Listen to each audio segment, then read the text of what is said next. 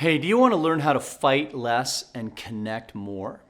If you're feeling stress, loss, feeling attacked, feeling scared, all of these things are things that will increase our tendency to fight. And I'm going to tell you how to decrease your fighting instinct and connect more with the person that's trying to engage in a negative way with you, with just a few simple steps. And at the end, I'm going to tell you a couple stories of where I was one time successful and one time not so successful, so that you can see the nuances that happen when you move into a space where fighting is a possibility. Whether that be physical or verbal or whatever it is, this is something that rises within us.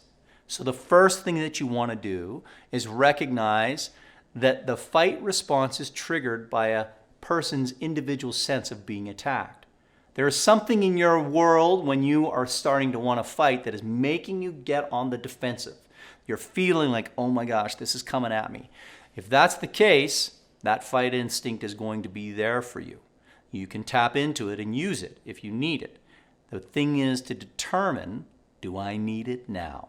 So stop thinking after you have recognized that this is a response, it's natural. Stop thinking about being understood and getting your point across if you're in this space. When you are moving through a thing that's getting you, like when you're in a conversation or you're engaging with someone and you start to feel the anger building because whatever reason you're feeling attacked, quit trying to get your point across. Move into, what is this person saying to me? What am I missing that I don't understand here? And this alone can change the whole nature of that conversation if you can move into it quickly. Understand who it is you're fighting with and what their story is so that you can engage with them well. Huge point. Then, if you have learned that, recognize when your body is mobilizing to fight. Remove yourself from the situation if you can't stay calm. So if you see, okay, this is happening, I need to understand this person, I'm still escalating in my emotional state, and you can't calm yourself, remove yourself. Say to the person, this is a difficult conversation. I don't think I'm prepared to handle this right now. Can we come back and visit this tomorrow or in an hour when I have been able to get to a place where I can deal with you reasonably and rationally? Because I don't think I can right now. Don't tell them that they're mad. Don't tell them that they need to calm down. Talk about yourself. Separate yourself. Move away from the certainty after you've done that. Then you want to say, I'm going to move away from the certainty I have of the correctness in my position and become curious about how this person is feeling. How did they get to the assumption that you are now in a place where they're wanting to fight with you and accusing you maybe of things that you don't like or whatever it is? Get to a place where you can be curious. This comes with looking to understand, right? This goes hand in hand.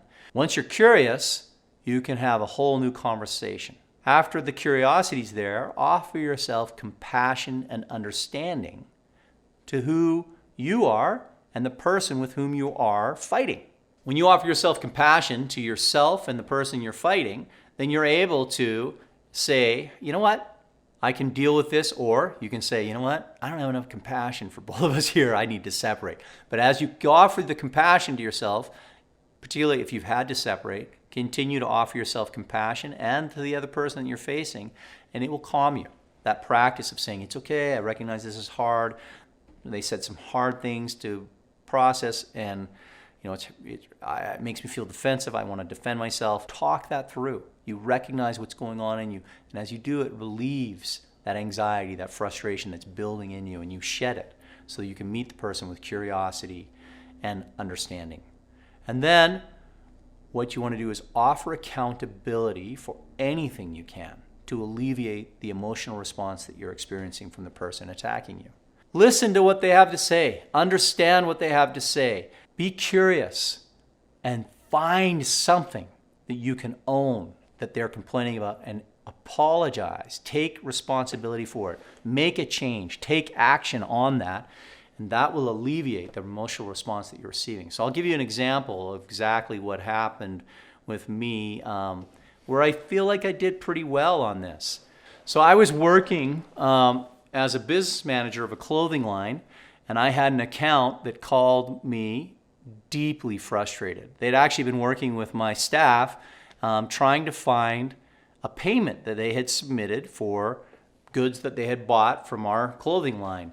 And we had cashed the check, apparently. Our accounting department had cashed the check. It was deposited, and yet his account was still showing in arrears. And he had now been sent to collections. He was angry, understandably. I got him at the point of anger where he had explained his situation so many times that he was just a stream of expletives as he's on the phone with me, telling me how incompetent we were, telling me how he would never do business with us again, telling me what an idiot I was, and just, really, really berating me. And I'll tell you, man, my fight instinct kicked in. But this was such an important client for us. It happened to be somebody really important. So I checked myself. I took a deep breath, and I fortunately had heard he was calling, so I had prepared myself for the onslaught that I was facing.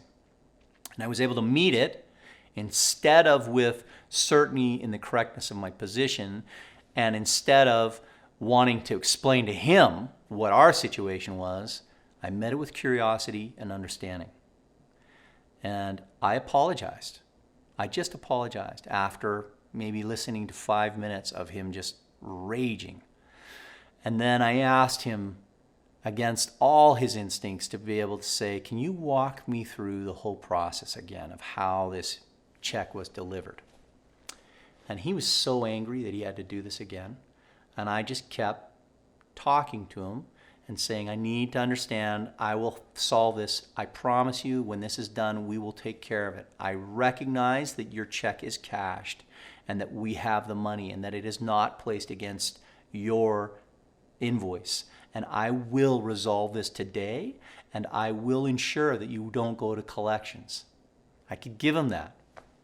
And that calmed him enough, because that was what I came to understand is what he truly wanted. He wanted somebody to give him that assurance, and it was not happening, and he was frustrated, rightfully so. And his reaction was out of control.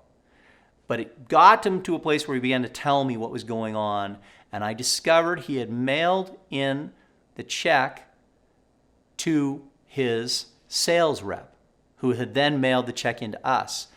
And when I was able to figure that out, I called the sales rep that had sent it in and found out the sales rep had just mailed in the check, and the check was actually a personal check on the bank account of this guy that had no connection to the business. And it was handed in with no connection to an invoice. It wasn't attached to an invoice. It was just a check with a name on it. We had no idea who that name was. We just knew that Quicksilver had received a check for payment from a person with no entity attached. So it was just sitting in a space of, we collected the money, but where do we put it? We didn't know where to allocate it. We discovered it, we allocated it to the invoice, we solved the problem, and it was very simple. But we had to go through a process of breaking down the anger, the frustration, and looking at the steps that had happened, and that could only be done after we alleviated the anger. Now, in that moment, I was proud of myself. I did not step into fighting with this guy. I did not lose my control. I actually took a man that was about to never do business with us again and saved him. Saved him as a client, saved him as a customer that would come and buy from us again, and alleviated a contentious problem with somebody that we found very valuable. Good moment. Yay, I felt great. The opposite is true in this other story. I was in Hawaii on vacation. I was standing in line in a grocery store in Maui, and there were two women behind me, and there was a man standing behind them, and he was a big guy. And he was complaining about the fact that as a local, he had to wait in line in a grocery store that was filled with tourists. And it was so frustrating to him that, one, now his food was so expensive because there's so many tourists. Two, that he had to wait in line in his local grocery store when before all the tourism he could come and shop here and never wait in line. Lots of anger, right? going on and on and on. I'm buying my groceries, and I hear him yapping, and then he tells these women that they need to let him in front because he's local. And the women said, we're local too, because they were. He ignores that. He threatened them physically. He said, if you don't let me pass you, I'm going to slap you across the face. Something like that is what he said. It was really aggressive. And my fight or flight kicked in. And I turned to this dude and I said, you take one move towards those women and I will destroy you. I was like, you want to fight? You're coming through me first. And guess what? His fight or flight, which was already ignited, turned toward me. Now he found somebody that was ready to fight him. And I was.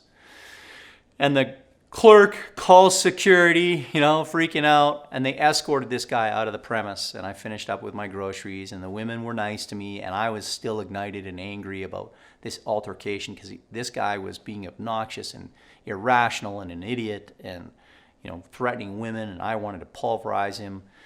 And he clearly wanted to pulverize somebody. And it was me if he could. And he was a big dude. And I went outside, and there he was. And he was in my grill and shouting at me, and I'm shouting right back. And I'm tearing this guy down. I got ways that I can speak, that I can be mean and hard, and I'm doing it. And he's doing it to me. And then he has a group of friends, and he calls his friends over because he's going to have them help beat the crap out of me. And I look at his friends and I said, this man, your buddy here, this guy you call your friend, he's calling you your friend. He's in the grocery store threatening local women to beat them up so that he can get ahead in line. And that's why I'm here. You got to restrain this guy. Well, they did. They restrained him. They took him off. This guy was like, I'll kill you. I'll find you. We weren't connecting. I don't think I was even able to connect with the guys that were his friends that took him away. They probably thought I was just some dumb howly mainlander that's messing up their stuff again, causing problems for their buddy.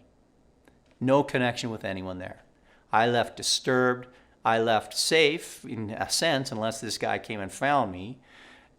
And I left without any friends because everyone, even the women that I had protected, when they saw me going down in the grocery store in the parking lot with this guy, didn't want to come near me. I was in fight or flight. I was isolated. I was alone. I was fighting and combative. And I have processed that so many times, that situation, and wondered, how could I have done this better? What could I have said to this man in that volatile situation where he was angry at these women to change it? And you know what? Honestly, I would have been willing to just pay for his groceries. I could have said, you know what, dude? I got your groceries. You are a local. And I bet you that would have completely dissolved the situation. That's what I come up with now, and with my prefrontal cortex working and engaged, not in fight or flight. And I would have walked away feeling good. So if you are in that space where you want to know how to move through this and connect instead of fight, follow this process. Do better than me. Step away when you're angry and you'll be good. This is how I do it. I'm James Burnham.